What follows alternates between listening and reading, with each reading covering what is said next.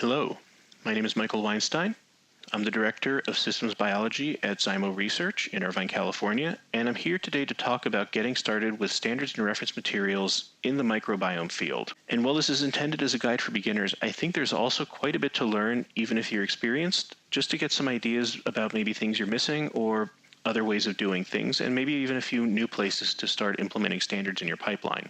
At Zymo Research, we have a pretty extensive catalog of microbiome solutions, ranging from microbiome standards all the way out to NGS analysis and even services that combine all these to do analysis as a service on microbiomes for you. But I'm primarily focused here on microbiome standards, and that's what's going to be presented in this series of videos. So when it comes to microbiome standards and controls, we at Zymo Research have a pretty extensive collection, and that collection is continuing to grow. I know of at least a few more in development right now, and I'm sure there's going to be even more in the future. And we can kind of divide these into families. So obviously these all start off as microbiome standards and controls, but if we go down a level, we see that we have our mock microbial communities, and these come in the form of extracted gDNA or whole cell. When I say mock microbial communities, I'm referring to typically a community that is made in the lab and shipped in some kind of microbial preservative, which is pretty much always going to be DNA RNA shield. That's our preservative. Another family could be spike and controls. And the big difference between that and mock microbial communities, these are typically going to be smaller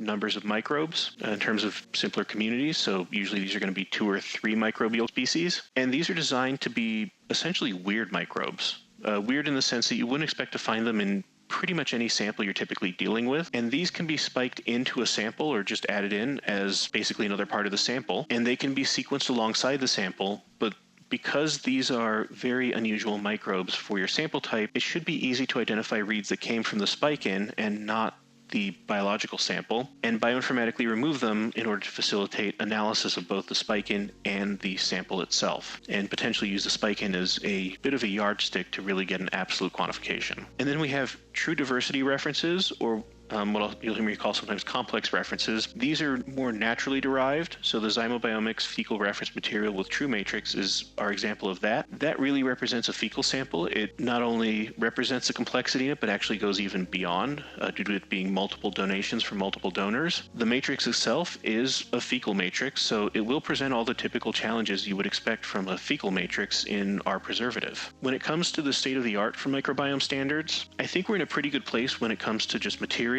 There's many options available for standard reference materials from both us at Zymo Research as well as beyond. Occasionally, you do run into trouble that there can be confusing or overlapping terminology.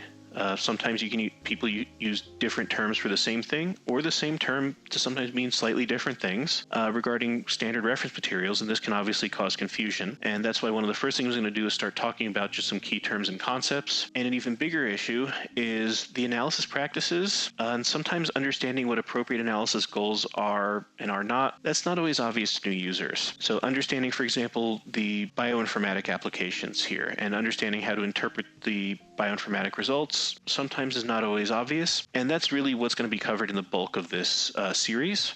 Everything from what kind of standard to use to where to place it in your pipeline, and even how to conceptualize the bioinformatics to analyze it, as well as how to interpret and act on the results. So as I mentioned, one of the first challenges I'm going to address is just some. So the first term I'll bring up is standard reference material.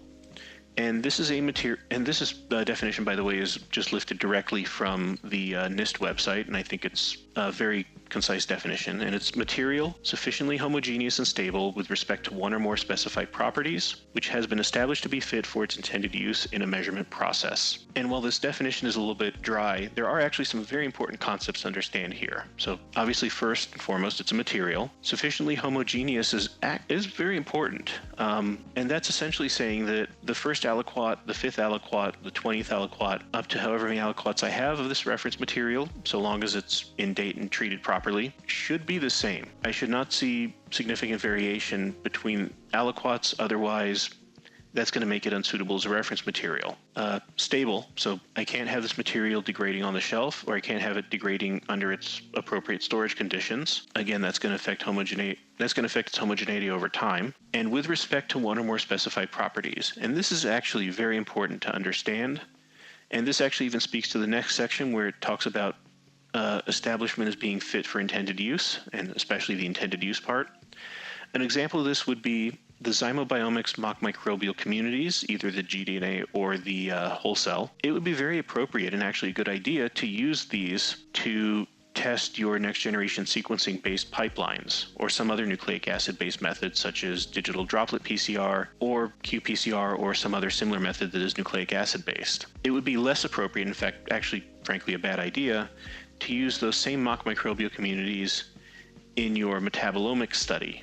That would be very likely to give you a bad result and would probably just not even be interpretable or particularly usable. Next term is matrix. This is actually a much simpler thing to go over. That is a substance in which your analyte is embedded. So the way to think about matrix as an example would be in a stool sample where I'm looking at microbial nucleic acids.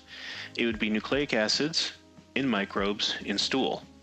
So the matrix would be a stool matrix with the various challenges that come with a stool matrix, such as potential lack of homogeneity, almost certain presence of molecular inhibitors, maybe even some biohazard concerns if that's relevant to what you're doing, but I would have to be concerned with matrix. Another way to think about it, though, is the Zymo microbial communities are really just microbes in preservative. And I almost think of that as a non-matrix. It's kind of a lack of matrix. And understanding what you're seeing relative to the presence or absence of matrix and which matrix can be very important for understanding what you can and can't say about when you analyze some reference material. A known input reference material, that's a reference material where there's some known absolute or relative values for one or more of its properties. So an example of this would be, again, the Zymo mock microbial communities. These were made in the lab. We knew exactly what went in them and in what quantities with regards to which microbes. So there's actually a known truth value for what is to be expected when analyzing this. Sometimes this kind of thing may be referred to as a community standard or a mock community or something along those lines. A complex or natural reference material. This is a reference material derived from nature, but often processed in the lab to separate into homogeneous aliquots and stabilize one or more properties. So this is going to be very much like the Zymo fecal standard with true matrix technology. And this material is trading having a known truth value. So we can't say with absolute certainty what went into it, especially microbially and what quantities. But the good thing is this material is going to be much more representative of a real stool sample with respect to its complexity and matrix. And in fact, this sample will even go beyond a typical stool sample in terms of its complexity, because it was taken from multiple donors on multiple different occasions. Typically, you'll hear me refer to this as a complex reference material because as I trained as a microbiologist, the idea of a complex medium is very analogous to me to the idea of a complex reference material. Some additional key terms and concepts. Spike-in. So this is a reference material that is designed to be added to a sample being analyzed that should be capable of generating signals easily distinguished from the real sample or the biological origin sample. And the example of this would be our spike-in standards. These are made using very unusual extremophilic microbes. So these are microbes you wouldn't expect to be found anywhere on a human, let alone as a major component of a stool sample. So as a consequence, these reads can be easily removed bioinformatically from the data set generated when the sample plus spike-in are read. And the spike-ins can be used to do an analysis for things like absolute abundance, as well as potentially lysis bias during the lysis process of that specific sample. So I just mentioned lysis bias, and that brings me actually to the concept of bias. So bias, and if you see me speak about lysis methods, you've heard me talk extensively about biases, but bias is systematic errors causing distortion of results or conclusions in a specific direction. So question of what that really means. And I usually do this by example. So if I were to take 10% of my reads from a study and just drop them out at random, so random loss of 10% of the reads, that would not be a biasing error. I might see that my confidence intervals have gotten bigger, maybe some microbes that were hard to detect before have gone undetectable, but really my overall picture of that microbiome has not changed very much. It's just maybe gotten a little bit more fuzzy. By comparison, if I took that same data set and I dropped out the 10% of reads with the highest GC content, that would be an incredibly biasing error. That would probably change my picture of that microbiome. And in fact, you'd see that very specific microbes with high GC content would lose much more of their reads, and very specific portions of some microbes would be hit as well. Absolute quantification So this is being able to know or really determine the exact concentration of some analyte, obviously with a margin of error, but really being able to get down to units. So things like individual cells or biological mass or that kind of thing. And that can be contrasted to relative quantification, where really all you're talking about is percentages of total. And typically the biggest thing you lose during this is knowing if one sample may be more or maybe richer in microbes and another sample more depleted in microbes. That's the typical thing that can be lost. So it is entirely possible, for example, that a sample where your microbe of interest was lower relative abundance, that microbe could still be present in larger absolute amounts because maybe that sample was just biologically richer for microbes. And finally, manufacturing tolerance. And this is essentially just an allowance for the fact that all standards are manufactured, and during the manufacturing processes have to happen involving things like pipettes, like cell counting, and these processes are not 100% accurate. There is some amount of uncertainty in them, and manufacturing tolerance accounts for this. As far as key bioinformatics terms go, there's really only two I want to kind of bring up here. So the first one is taking a read and assigning it somewhere in the tree of life, and that's the process of taxonomy assignment. So your genome space, basically all the genomes that read could be attributed to, if you're using a full database, that's essentially going to include pretty much all of the known life on Earth. And if you're at NASA or Chris Mason's lab, maybe even life beyond Earth, to the extent that we know about it. But this obviously has the advantage that you are going in a very unbiased manner, that you don't typically want to say what's in your microbiome sample, so you're not even usually able to say whether you have eukaryotes, prokaryotes, or archaea. And so really assigning that read to somewhere on the tree of life, that is the appropriate way to go. Some methods will try and limit on computing requirements by doing things like removing archaea or removing plants from there. But in theory, if you're doing taxonomy assignment, you have a very large genome space to place the read.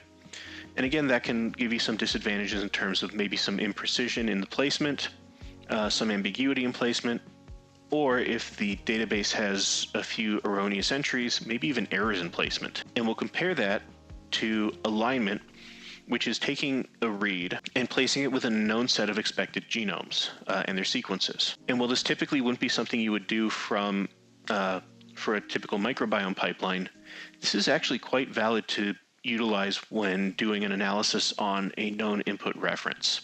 And the reason for this is these are made in the lab, typically using kind of reference strains or well-characterized microbes, typically with very well-assembled, well-annotated genomes. And you can place these reads relative to that set of known input genomes. You're going to gain a lot of precision in the process. And again, this is because you have a lot of prior knowledge where you can say, for example, in our mock microbial community, we know that Listeria monocytogenes went in there, like in this example, and a read that can be attributed to Listeria should be attributed to Listeria, as that's a known input. This is going to give you much more limited genome space. It's also going to give you a lot more confidence when something is unassignable or something is unalignable to these known genomes. That's going to give you a pretty good idea that you really do have either some kind of a biological or technical contaminant that you just picked up. A few other major areas that are going to be outside the scope of this, but I just wanted to bring up because they are very important for the field. Standardizing ways to describe studies. So this becomes important for things like meta-analyses, where we need some standardized language and some standardized formatting to describe things like materials and methods, individual experiments, and even the results of those experiments. And that can facilitate things like meta-analyses and helping people understand how their experiments might compare to the larger picture for microbiome research. In addition to this, some standardization for how we identify samples, and some examples of how we might be identifying them would be denoting the source and host, how they were collected and preserved and maybe prepared and processed. So having these kind of things standardized is obviously a goal for the field and will hopefully one day help with many meta-analyses and understanding which data are more or less comparable. So now that I've gone over some key terms and the key concepts, the question becomes, where do we begin? And it turns out, like all scientific endeavors, this really starts off with asking a specific, answerable, and relevant question. Or if you can be a little bit more limited even in what you're looking at or want to be a little bit more limited, just having a falsifiable hypothesis to work off of. Me personally, I always like to start off with questions. I feel they're less biasing and a little bit more open. And some typical starting questions might be, How accurately do my results represent the true nature of my sample? So any microbiome sample has some finite number of microbial species in it, and the question might come up, how accurate is the picture that my analysis paints versus the real nature of the sample? Another question that might come up, how consistent are my lysis and extraction procedures? So this is something you might ask while establishing a pipeline and just saying, if I lyse the same sample the same way multiple times, do I get back the same results? Obviously, you want that to happen, and if you can detect that that's not happening, that's a pretty significant deficiency in your methods and probably should be addressed quickly. Another question on a similar note is, which piece of equipment has superior performance? So I look a lot at how bead bashers perform for the lysis process, and a standard is a very good way of comparing how well they perform one versus the other and under which conditions they perform optimally versus maybe suboptimally. Three questions that might come up more for established pipelines when the established pipeline is being evaluated over time. So sometimes you can already know there's deficiencies in the workflow, and you might want to try and ask, are these deficiencies arising from different parts of the wet lab side or the bioinformatics side, or maybe even both? Another question that sometimes comes up during analyses is, somebody has seen a difference in relative abundance of 2 microbes between sample types, and they're curious how they differ in abundance terms. Is it possible that one sample type maybe was just overall depleted of microbes, but it was done so in a biased manner, and maybe there really aren't more of their favorite microbe in one of the samples? And then a big one that comes up, especially in our current age of very large-scale meta-analyses, can I compare my results to those of my colleagues? And a standard is a really nice way of at least starting to touch on the issue of how comparable are the results generated by different methods. So we'll return to these momentarily, and in fact it'll be after the next section, because before we answer these, we first really need to understand the microbial tools of the trade, or the different standards. So that's actually going to be in the next section, so I'll see you next time. I'm going to go record that next section shortly and start editing it after I finish editing this one. So I expect that should be up fairly soon. Keep an eye on our YouTube channel. Obviously go and subscribe if you haven't to be notified of when the next section goes up. Thank you and have a great day.